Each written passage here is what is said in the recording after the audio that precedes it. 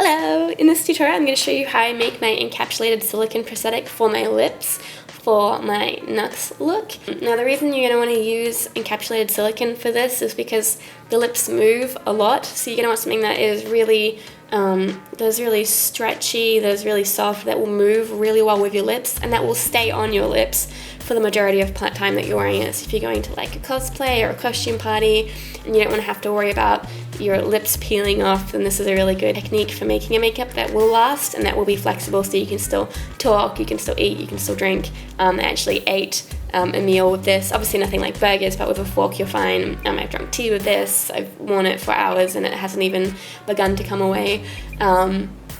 And yeah, it's probably what they used on the movie. They probably use either an encapsulated silicone piece or they would use pose transfers, as you would want something in a mold so it looks exactly the same for continuity, so that every day that you're filming over the 6 months or whatever it is, you can apply the exact same scar. I'm not going to use any life cast, it's going to be a flat mold, but I am going to use my life cast to demonstrate how you get the right shape and amount of scars. So just pretend this is my face, it's just easier to film this way. You want to hold up the cling wrap to your face and you're going to use a permanent marker just to trace where you want the scars to sit. I would suggest using a reference image of Nux, so work out how far out his scars go, how long they are, the kind of positioning and angles of them, and try and copy that onto the cling wrap on your own face to kind of make it fit that, and you know that the sculpt is going to fit onto your face and your lips. Now I'm using Chavant medium clay because it is sulfur free, so it won't affect my silicone and it's pretty easy to work with.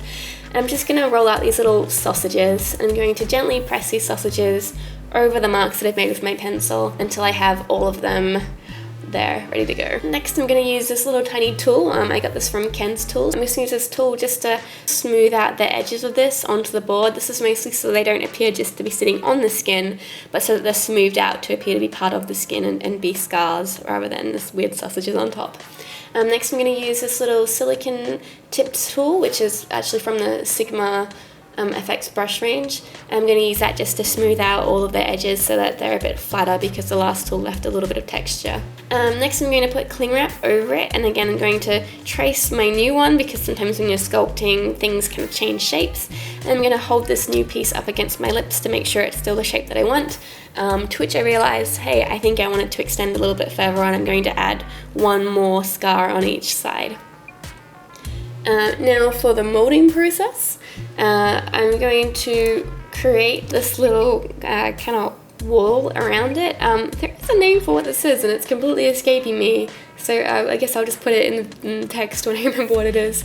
But basically you want to build this little kind of flat wool around it that will also be made out of silicone, so that when you've got your piece filled with silicone and then it's mostly this thin cap plastic, the cap plastic can be a bit hard to keep straight because it is such a thin thing. So if you've got this wool of silicone surrounding it, it kind of has an attachment point for the cap plastic, so that it keeps it really smooth, and so it just makes the application like a lot easier.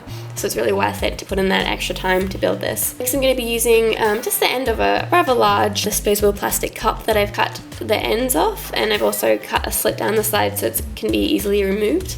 And I'm going to use just blue tack to stick it down. I'm going to use blue tack to seal that cut edge and then to seal it all the way around the mold. You can also use like a hot glue gun to do this. I just don't have one, and blue tack seems really easy to me. I'm just going to make sure that there's no areas where the silicone can flood out.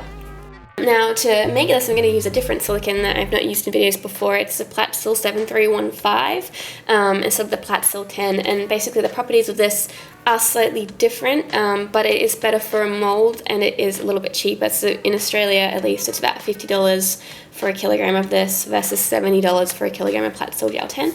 Now it does cure a bit slower. It takes about 4 to 5 hours to be able to demold, whereas the Platsil Gel-10 is about half an hour.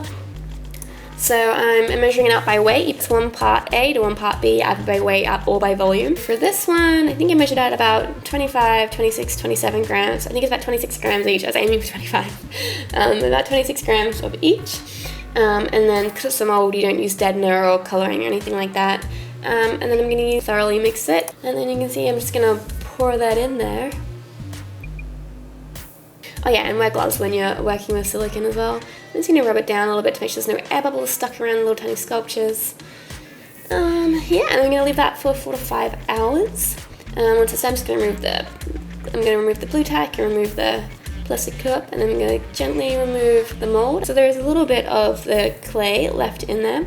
So I'm going to use my little silicone tipped tool and also some cotton tips just to gently remove any of the excess clay that is caught in the mold. Once that is all clean, I'm going to prep it first by putting some Vaseline in there. I'm going to use a cotton tip to help me make sure I get it in everywhere because there are quite small spaces. And then I'm going to use a dish. Oh wait, almost forgot. I've got to cut off just the little edges as well to make it a really smooth surface because we're needing that to be smooth when we are filling it.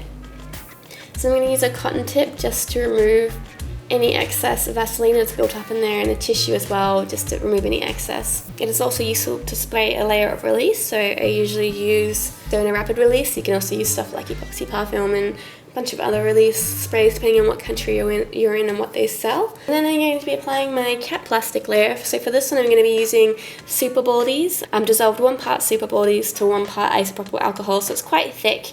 Keep it in my little container and I brush it on.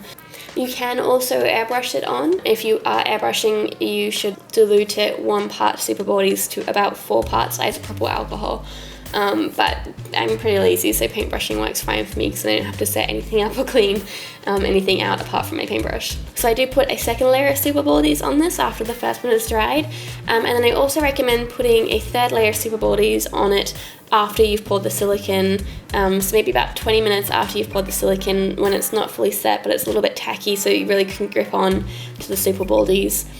Just so that it is thick enough when you remove it from the mold, just to have everything still connected. I'm just mixing out by volume in this one, just a tiny amount of my Platsil Gel-10 silicone, which is pretty super good for molds. And I'm just using this little tiny, I think it's for my dental stuff. So I'm putting 1 part of A, 1 part of B, and then 2 parts of deadener, so it is a really soft and flexible silicone. And I will also add 1 drop of silicone pigment in light flesh tone, and you want to mix those really thoroughly as well. And then you're going to pour it into the mold, and you're going to make sure it goes all the way across into the lip around the outside. And then using this flexible metal filling knife, I believe it's called, you can buy these from hardware stores. Basically it's just a flat metal surface that's flexible. You just go over the flat mold 2 to 3 times just to remove any excess silicone so that it is a nice flat mold. What you want to be careful for is the cap plastic is awesome because it will dissolve out and give you a nice edge, but the silicone will not. So you don't want the silicone to be anywhere that it's not supposed to be. You only want the silicone to be where the sculpture was. And so in order to ensure this, as well as using the metal filling knife, I'm going to go over it with Zippo lighter fluid, and the Zippo lighter fluid is really helpful in just removing any excess silicone. So I'm going to go right up towards all of the silicone scars, all the way out to the edge, and just make sure that there is no silicone there. And you can see you've got the right lighting. The light will reflect off the silicone in a different way. It's a bit shinier than the cap plastic, so you can see if there is a thin layer of silicone there, and just make sure you remove it. And if you don't, when you are dissolving out the cap plastic, there might be areas which just don't dissolve and you can see a visible edge, and that's usually because it's excess silicone where it shouldn't be. So this step is really worth it. It makes it so much easier to apply, it makes the edges so much more seamless. It's just a really handy thing to do. I'm also going to go in the middle between the lips so that when I'm applying it to the lips I can really blend it out into the inside of the lip as well without there being like a weird edge there. I didn't do it in the film, but I did put another layer of cap plastic over the silicone and then waited for that to dry. And that just makes sure that you've got a thick enough cap plastic so that when you're removing it from the mold, everything stays together. I'm going to use my powder brush and just gently powder underneath it to get it up and out of the mold. And you want to do this slowly so that you don't cause anything to get stuck in the mold or tear. Once you've got it all out, I would suggest cutting it down the middle just for ease of application. If you want to see how I apply this, you can click on my Nux tutorial here. If you'd like to see more videos like this, please subscribe to my channel. I hope you guys enjoyed watching this. I will chat to you later. Bye!